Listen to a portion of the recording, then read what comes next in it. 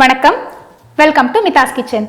இன்னைக்கு நம்ம மிதாஸ் கிச்சனில் டொமேட்டோ பூரி எப்படி பண்ணுறதுன்னு பார்க்க போகிறோம். யூஸ்வலாக பூரி சப்பாத்திலாம் நம்ம வெறும் கோதுமை மாவு வச்சு தான் செய்வோம். ஆனால் இன்னைக்கு அதே கோதுமை மாவில் கொஞ்சம் டொமேட்டோ பியூரி மசாலாஸ்லாம் சேர்த்து கொஞ்சம் ஃப்ளேவர்ஃபுல்லாக பண்ண போகிறோம். வித்தியாசமாக ஏதாவது ரெசிபி ட்ரை பண்ணணும்னு நினைக்கிறவங்களுக்கு இந்த ரெசிபி ரொம்பவே யூஸ்ஃபுல்லாக இருக்கும். வாங்க இந்த ரெசிபி எப்படி செய்யறதுன்னு பார்ப்போம். இப்போ இது செய்யறதுக்கு தேவையான பொருட்கள் என்னென்னு பார்த்துடலாம். 2 கப் கோதுமை மாவு, 3 மீடியம் சைஸ் தக்காளி, கொஞ்சம் கொத்தமல்லி இலை, 1 டீஸ்பூன் சர்க்கரை, 1/2 இன்ச் இஞ்சி, 1 டீஸ்பூன் ஜீரகம், 1 டீஸ்பூன் மிளகாத்தூள், 1/2 டீஸ்பூன் கரம் மசாலா, 1 டீஸ்பூன் ரவை. ஃபர்ஸ்ட் இந்த ரெசிபி பண்றதுக்கு நம்ம இந்த தக்காளியை பியூரி பண்ணிக்கணும்.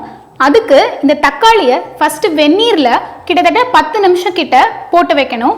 அப்பதான் இதோட தோல் ஈஸியா உரிக்க வரும். தோலை உரிச்சிட்டு இந்த டொமேட்டோஸை பியூரி பண்ணி எடுத்துக்கலாம். அப்புறமா நம்ம பூரிக்கு மாவு பிசைஞ்சுக்கலாம். அதுக்கு ஃபர்ஸ்ட் இந்த தக்காளியை இந்த மாதிரி பின் பக்கத்துல ஒரு எக்ஸ் மாதிரி கட் பண்ணிக்கோங்க. 3 தக்காளியும் அந்த மாதிரி கட் பண்ணிக்கலாம். கட் பண்ணிட்டு இந்த வெந்நீர்ல இதை போட்டுடலாம். நல்லா கொதிக்கிற வெந்நீர்ல இந்த தக்காளி அப்படியே போட்டுடலாம். இந்த கொதிக்கிற வெந்நீர்லயே இந்த தக்காளியை 10 to 15 மினிட்ஸ் கிட்ட போட்டு வைங்க.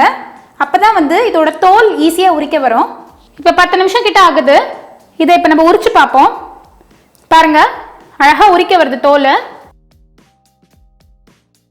அவ்வளவுதான், தோலை உரிச்சாச்சு. தோலை உரிச்சிட்டு இந்த மாதிரி கட் பண்ணி வச்சிருக்கேன். இதை நம்ம இப்ப இந்த மிக்ஸி ஜார்ல மாத்தி அரைச்சிடலாம். இது கூடவே இந்த 1/2 இன்ச் இஞ்சியை சேர்த்துக்கிறேன். சேர்த்துட்டு இப்போ இதை அரைச்சி எடுத்துட்டு வந்துடலாம். இங்கே பாருங்க, இப்போ இதை நல்லா அரைச்சி எடுத்துட்டாச்சு. இப்போ நம்மளோட டொமேட்டோஸ்லாம் பியூரி பண்ணி ரெடியாக இருக்கு. இதை நம்ம கோதுமை மாவில் சேர்த்து பூரிக்கு மாவு பிசைஞ்சிடலாம். ஒரேடியாக எல்லா டொமேட்டோ பியூரியும் மாவில் சேர்த்து பிசைஞ்சிடாதீங்க. சில டைம்ஸ் மாவு கொஞ்சம் தண்ணியாக போயிடும். அதனால கொஞ்சம் கொஞ்சமாக சேர்த்து பிசைஞ்சுக்கோங்க. பூரிக்கு எந்த அளவு கெட்டியாக இருக்கணுமோ மாவு, அந்த அளவு நீங்கள் டொமேட்டோ பியூரி சேர்த்து பிசைஞ்சுக்கோங்க, கரெக்டாக இருக்கும்.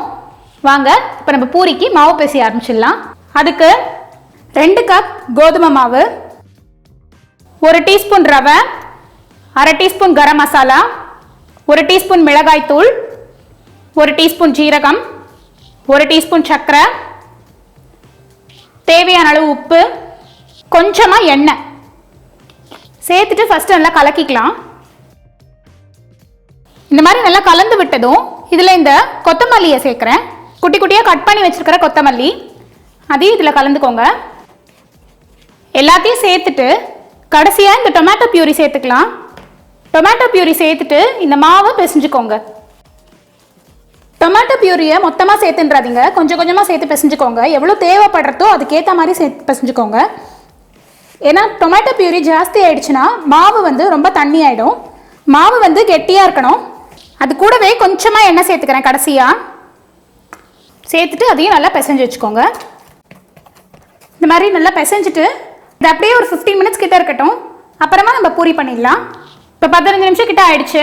இப்போ இந்த மாவை உருட்டிடலாம். கையில் லைட்டாக எண்ணெய் தடவிக்கோங்க.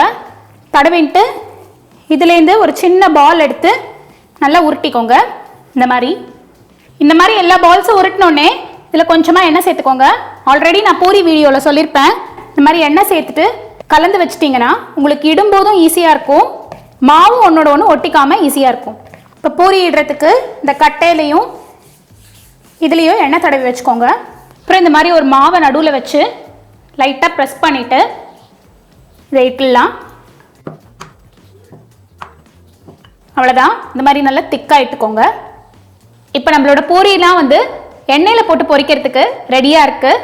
நான் ஆல்ரெடி சொன்ன மாதிரி பூரி பொரிக்கும் போது அந்த பொரிக்கிற எண்ணெய் நல்லா ஹாட்டாக இருக்கணும். அப்போ தான் பூரி நல்லா உப்பி வரும். வாங்க இப்போ இந்த பூரியெலாம் எண்ணெயில் போட்டு பொரிச்சிடலாம். எண்ணெய் நல்லா காஞ்சதும் இந்த பூரியை போட்டுடலாம். நல்லா சுட சுட இருக்கணும் எண்ணெய், அப்போ தான் பூரி உப்பி வரும். மாதிரி ப்ரெஸ் பண்ணி விடுங்க. பாருங்கள், அழகாக உப்பிடுச்சு. இதை திருப்பி போட்டுடலாம். 2 பக்கமும் ப்ரெஸ் பண்ணி விடுங்க. 2 பக்கமும் பொரிஞ்சதும் வெளியில் எடுத்துடலாம். பாருங்கள், இவ்வளோ நல்லா உப்பி இருக்குன்ட்டு. இன்னொரு பூரி பொரிச்சு காட்டுறேன். ப்ரெஸ் பண்ணி விடுங்க. சூப்பராக உப்பிடுச்சு. திருப்பி போட்டுடலாம். 2 பக்கமும் வெந்ததும் வெளியில் எடுத்துடலாம். அவ்வளோதான், நம்மளோட டொமேட்டோ பூரி சூப்பராக ரெடி ஆயிடுச்சு.